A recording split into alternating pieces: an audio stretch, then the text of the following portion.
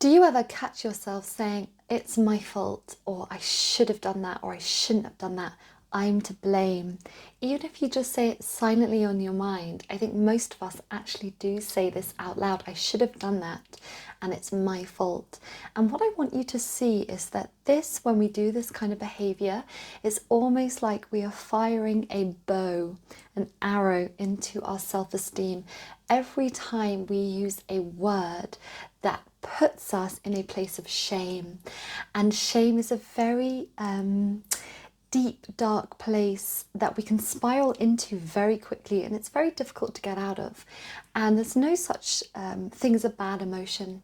There are emotions that we don't want to stay in, we don't want to wallow in, we want to keep rising up the scale of consciousness. And this is all to do with David Hawkins' scale.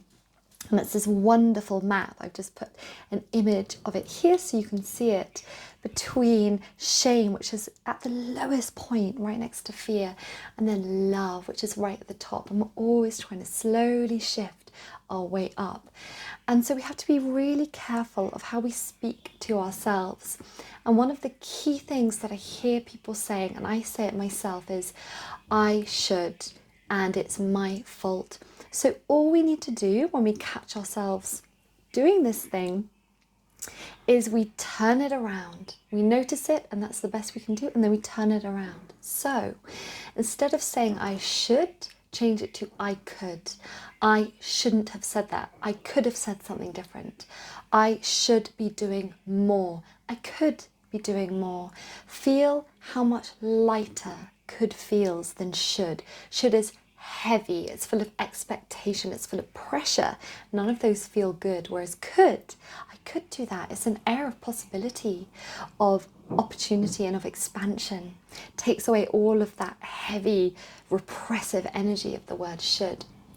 And the other thing people say is it's my fault. It's my fault. I should have fixed that. It's my fault. I shouldn't have done that.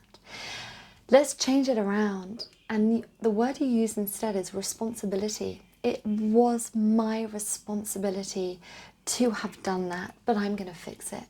It was my responsibility to sort that out, and I didn't sort it, but I'm going to sort it now, or I'll know for next time. So responsibility is quite literally the ability to respond. It's coming from a place of response rather than reaction. The ego reacts, oh my God, fear, stress, and the soul responds. Well, the mind responds, but it's influenced by the soul, which knows that everything is always perfect and divine and complete and whole. So just catch yourself when you're saying the word should, turn it to could.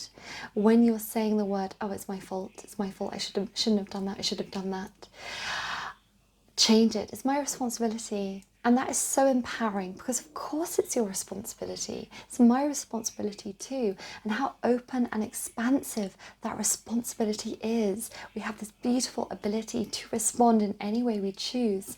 And every time we respond in a way that comes from a lower place of consciousness, such as fear or grief or anger or stress or anxiety, we can learn from that, and we get the chance and the choice to respond from a much higher vibrational place. So take your time.